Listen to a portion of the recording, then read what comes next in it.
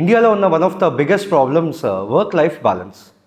ఇంటికి వచ్చాక లేకపోతే ఇంకెక్కడన్నా ఉన్నా కూడా కాల్స్ అటెండ్ అవ్వడం, మీటింగ్స్ అటెండ్ అవ్వడం, మనకి కాల్స్ అండ్ మెసేజెస్ రావడం ఇదంతా జరుగుతూ ఉంటుంది. ఎగ్జాక్ట్లీ ఇదే ప్రాబ్లమ్ని హ్యాండిల్ చేయడానికి గవర్నమెంట్ మనకి right to disconnect bill 2025 introduce చేయడం జరిగింది.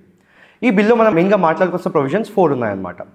ఫస్ట్ ఏంటి అని చెప్పంటే, once the bill is introduced, అంటే ఈ బిల్ ఒకటి పాస్ అవుతే మాత్రం the employee is not entitle to receive any emails, calls or messages and దానికి రిప్లై ఇవ్వాల్సిన అవసరం కూడా లేదు. And most importantly the company wouldn't be able to take any disciplinary action based on this. Secondly, if the employee is working overtime, అంటే holidays రోజు కానీ లేకపోతే time అయిపోయిన తర్వాత పని చేస్తే he has to be paid over time. Company కనుక ఈ రూల్స్ ఫాలో అవ్వకపోతే they may be fined up to 1% of the employees compensation. దాంతోపాటు మనకి ఎంప్లాయీ వెల్ఫేర్ అథారిటీ అనే ఒక అథారిటీ ఉంటుంది.